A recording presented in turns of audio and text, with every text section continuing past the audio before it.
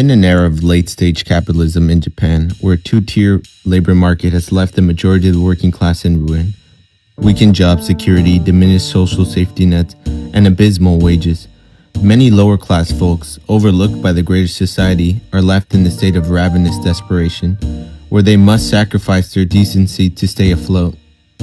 As is the case in the 2018 film Shoplifters, directed by Hirokazu Koreeda. The film follows an impoverished and unconventional working-class family who must commit petty crimes in order to survive. When Osamu and little Shota discover a 4-year-old girl being abused on the porch of her home and take her in, her presence internally in the home and externally, a police investigation into her disappearance, threatens to derail the Shibata family's entire operation. Despite the threats she poses to their livelihood, the Shibata family keeps little Yuri as their chosen kin, rejecting the notion that the most loving family is biological.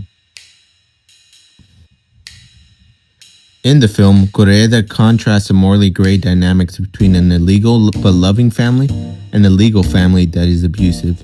He never frames the Shibata family's actions as the perfect solution to their struggles, but rather as an almost necessary survival mechanism that emerges from the systemic failure of the traditional family dynamic.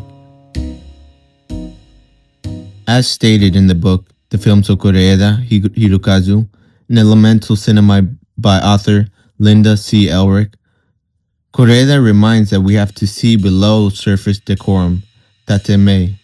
What fits into accepted patterns might be rotten inside. What falls outside the radar might offer unexpected abundance. It is in this sentiment by the director that the film suggests that a true family is defined by altruistic love and care for others as opposed to blood ties.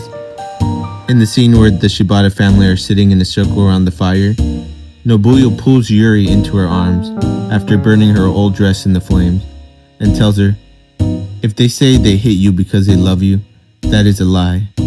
If they loved you, if they really loved you, this is what you do." She then embraces her with every ounce of affection she can muster up.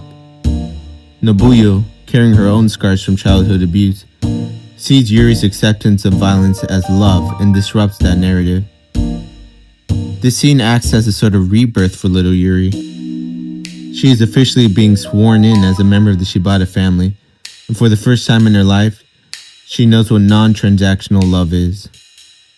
Shota, the young boy in the film, conflicted by a growing sense of disillusionment towards the Shibata's actions and a brotherly need to protect Yuri, gets himself caught while shoplifting by law enforcement, resulting in the makeshift family operation being found out. Yuri is then taken by social service and Nobuyo and Osamu are arrested.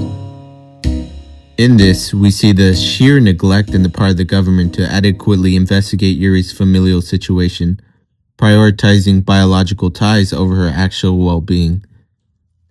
The authorities argue with Nobuyo on the validity of her love for Yuri, stating that woman cannot be a mother without giving birth. Nobuyo is sentenced to 5 years in prison, sacrificing herself so that Osamu and Aki can be free. But little Yuri is forced to return to her abusive parents. Her return to her abusers presented as a symbolic imprisonment. The system refuses her escape from her captors, and the cycle of violence continues on. Although ultimately the Shibata family is left in a more fragmented state than when they started, the film leaves us with a call to empathy. Koreeda invites us to seek out the margins of society and the people that inhabit it and show them the compassion that the Shibata family were not granted. This has been my interpretation of Shoplifters. Thank you.